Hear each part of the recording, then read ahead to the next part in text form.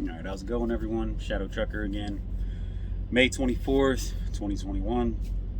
Today we're going to go over the trucks that we get with Landair. I'm assuming it's going to be the same with the Covenant side of the house, the Star Transportation side, and the SRT side. I think it's Southern Refrigerated Transport or something like that. Covenant owns all of these. Landair is no longer its own thing, Star is not its own thing, SRT is not its own thing. We are all under Covenant now. So after orientation, when I got my truck, I got a 2018 Kenworth T680. Now this truck was by no means the worst truck, but it was also by no means the best truck. Whoever had this truck before me had a temper tantrum or something inside of there. They managed to break the armrest off the right side of the driver's chair. They ripped the faceplate off of the shelving unit behind the passenger chair, tore the shelf out of it, ripped all the metal brackets out of it, the parts that held it in there, all that stuff. I will give it to them though, that truck was clean. I don't know how they kept it clean with all the crap they were tearing off of it, but they managed to keep it clean. They also managed to do some minor damage to the outside, nothing that made it, not drivable. It functioned just like it should, apart from the throttle sticking. First few hours I was driving it, probably hadn't been driven in a while. That truck had 2 old mattresses in it. I don't know if it was a team truck, if it was a one-man truck and he slept on both mattresses, or what happened there. So day 2, when I was down in South Carolina, I had taken a load from Virginia down to South Carolina and delivered it there. And one of our terminals is in South Carolina. I didn't know that I was only 5 minutes away from it. So I called my fleet manager after she, got me my new load from South Carolina. I asked her if there was a terminal nearby. She said, yeah, you're about 5 minutes away. What's going on? And I was like, well, I still need a new mattress for this truck. She said, that's fine. I'll send you the address. You're about 5 minutes away from where you're at right now. Come on over, we'll get you a new mattress. And I said, okay.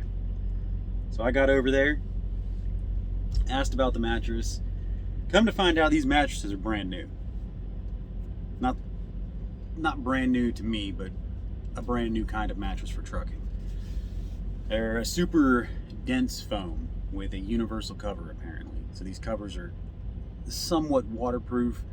Not a whole lot of crap goes through them, really. Come to find out, you can wash these things. Unzip the cover, take it off, wash it. You don't got to do anything as long as the foam underneath it's clean. So all this foam was. So I said, that's fine. Keep the brand new mattress for somebody that really needs it. I'll take my stuff home and wash it. While I have you here, can I schedule some maintenance for this truck because it's messed up? They asked what was going on. I took her inside, showed the maintenance lady. And she took me over to my fleet manager, who I had not yet met in person at this point. So I met the fleet manager, and the maintenance lady asked her if she'd seen my truck, and she said, no, what's wrong with it? The maintenance lady said, his truck is fucked up. That's her words to what she told my fleet manager. Showed my fleet manager the pictures so she didn't have to go outside and actually look at the truck. And she told me she was going to go talk to her boss, came back about 5 minutes later and told me it was my lucky day. In trucking, I'm sitting there thinking this isn't my lucky day, something bad's about to happen. So she asked me to go outside and take a walk with her, and she points at the truck. She goes, you see that truck right there? And I said, yeah. She goes, here's your keys. That's your new truck. They put me in a 2021 Freightliner Cascadia with 39,000 miles on it. I'm not saying this is going to happen to all of you. It's not. It's just showing you what the company is willing to do. If something is genuinely wrong with your vehicle, they will put you in something better if it's available at the time. If not, you might have to wait. It's not that big of a deal. Just give it some time. They do run mostly Freightliners as of right now, from what I've been told through orientation and talking to some of the other guys there. They do still have, some of the Kenworths, which is, I had the Kenworth, and they do still have some Peterbilts. Excuse me. One of the other guys I went through orientation with, he was actually put in one of the Peterbilts. Same problems. It wasn't as destroyed as mine, but there were some problems with that one too. He brought it back to their attention. They took him out of it. They put him in a brand new 2021 Freightliner day cab because he was they were going to have him do local routes until they can get him a new truck, or a different truck that was better. So he's running around in 2021 Freightliner also, day cab, doing local runs, home daily, goes to sleep. He's still waiting on his new truck. It should be ready in about a week or two. I'm not saying it's new, like it's going to be another 2021. It could be anywhere from a 2018 to a 2021. This company runs trucks up to 3 years old. They try not to keep them any longer than that. And I think they try to get rid of them around 400 to 500,000 miles also. So it could be a newer truck and have a crap ton of miles on it because multiple people are driving it and they just, turned it in or something. So you could come over here, you could get a 2018 that's spick and span, has a little bit of miles on it somehow, and be perfectly fine. You could come over here and get a piece of crap that somebody, just shit all over the inside, dumped all their food and drinks in there, smoking like crazy in it, had a dog in it, and they might not have had time to clean it yet. They don't always know what these trucks are clean or how they're cleaned. I'm not saying they're not doing their part. They are trying to get them clean. It's just it doesn't always work that way. I believe mine was clean. I don't think the other driver cleaned it. I think somebody at the place that I picked it up from had cleaned it. I picked my truck up in Richmond, Virginia, at a Target yard, one of their distribution centers. It was just sitting there. I don't know if the guy quit, got fired, but that's where my truck was. Picked it up in Richmond and just went running from there. And then I got this one when I got to the yard. This truck is spick and span. There's about 3 broken things on it, but it's all minor plastic damage that I'm not worried about. It does not affect anything in any way. This company does not run APUs or EPUs. For those of you that don't know, it's an auxiliary power unit or an electric power unit. Basically, it powers your vehicle while your engine's shut down, has better emissions, better fuel efficiency, and you can run it in areas where there's the anti-idling laws. You can't idle in certain states, or even if you can idle in a state, you can't idle at certain shippers and receivers. They're being dicks about it. I don't know why. So these trucks you do have to idle. They have optimized idle. It's essentially does the same thing an APU will do. It'll start and stop to keep the truck cool, to keep the batteries charged. The difference is when this thing starts and stops, it shakes the whole truck. It's not crazy violent, but at the first few days it's going to wake you up because it's not something you're used to. The APUs, you hear them start and stop, but it's actually kind of nice to fall asleep to it. It's like having some white noise in the background. Obviously it's a little louder than white noise, but it's relaxing. The EPUs are silent. They are quiet. It's electric. They'll put an extra battery on the truck generally to deal with the load, and you just turn it on when you go to bed. It runs your AC, runs your heat, runs your appliances, whatever you have in there. But it will do the same thing essentially that an APU will. The only problem is it will idle your truck instead of starting itself, because it doesn't have gas or anything, diesel, any of that crap running through it. So it starts your truck idles for a while to bring those batteries back up to the voltage you need to be at, and then your truck shuts off and the EPU kicks back in. So you need to keep that in mind. Now, the reasoning behind this, we asked them about this. They said the company will not run APUs because of the maintenance costs that are associated with them whenever something breaks on them. You have to get the parts strictly from a dealer, and the maintenance on that is just through the roof to get these things fixed, the parts and the labor for this. So they won't pay for it. They'd rather just idle your truck. So these states that idling's not allowed in, there's only one way that I know of to get around this. Bring an animal with you on your truck.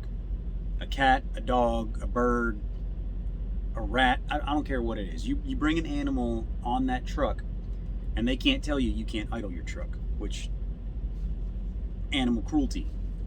It's kind of fucked up, in my opinion. Excuse the language. It's a little messed up, in my opinion. You're going to tell somebody they can't idle their truck while there's a human being in there that can't, use their heat and AC to stop themselves from sweating and overheating in a truck, or go stand outside in 90, 100 degree weather in some of these states, sweating your ass off. But if you put an animal in that truck, you can run the heat and AC all you want to regulate their body temperature. So, it is what it is. We're not going to be able to control those laws, but that's the only way that I've learned to get around this. I don't carry an animal with me in my truck, so if somebody tells me to shut my engine off, I got to shut it off. that simple. But that is a way to get around it if you really want to.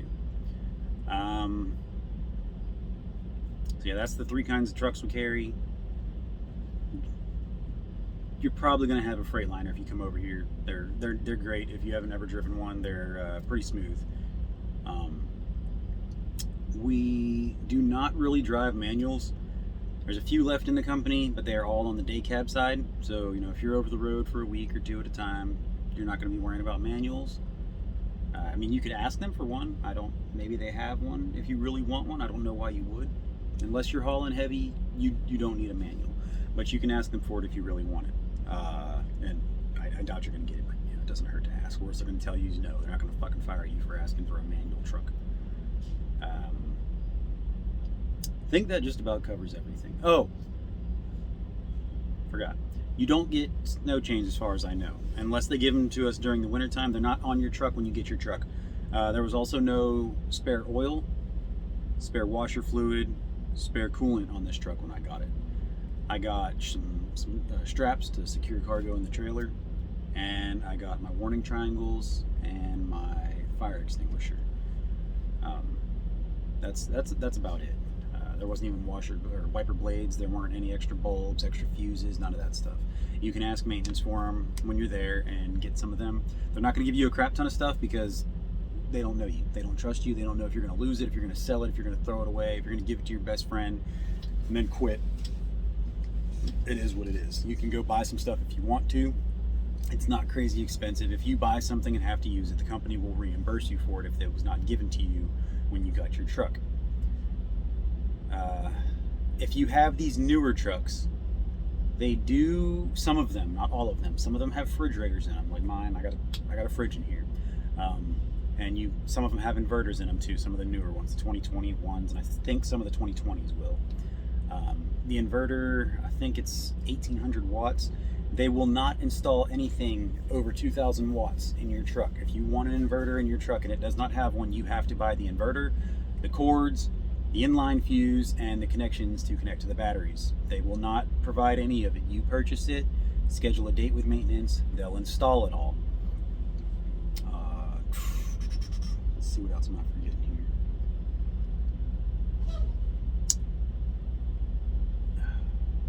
I think that's most of the stuff. Your fifth wheel. This one I don't understand. This is a 2021. There is no air release for your kingpin. None. You're not getting that. Some of them have it, but the 2 trucks that I was in, both the Kenworth and this one, you don't have it. You got to buy your little bar and go into there and yank the release handle. You don't have to buy the bar if you don't want to. I mean, you can crawl up between the trailer and the tires and grab that thing, get all covered in grease and whatever the hell's on them tires, and be disgusting taking a shower every day, or just go buy the handle. It was on the truck that I had. I took it off that truck, put it on this truck, so I didn't have to go buy one. I mean, that truck wasn't going to anybody. It was getting DX'd. So that is one downside. There's also no trailer brakes, no trolley valve for the trailer brakes. You just got your 2 pop valves. That's about it. Not sure what's up with that one either. You don't need the trolley valve, so I mean, it doesn't hurt to not have it. You do have a supplied brake pressure gauge on your dash on some of the older ones, the 2018s and 2019s. These newer ones, they don't have that. They don't have the air pressure gauge for your drives, any of that stuff. Sirius XM, not in the trucks. You can get it. It is on there. They do have Bluetooth on the radios also. That's available. Most of the trucks do have a CB mount in them. Not always an antenna on the truck. The 2 that I had, or the one that I had plus this one, they both had antennas built in somewhere. I don't know where. It has all the cables ran up top also. It does not come with a speaker though. You bring your own speaker, bring your own CV, your hand mic, and the cord for the back of your CV. That's for the power. That's all you need to bring if it has it. Most of them, it seems like most of them do. So just if you have it and you want to bring it along. It should be good to go. Other than that, I think that covers about everything. as far as equipment goes. If you guys got any questions, again, go ahead and drop them in the comments. I'll try to figure some stuff out, trying to figure out some more topics to cover for you guys. Like I said, I'm not sure how often I'm going to be doing these videos, but if I do find information, or if I can think of stuff that might be beneficial for you guys before you come over, I'll try to put a video up and let you guys know whatever I figure out.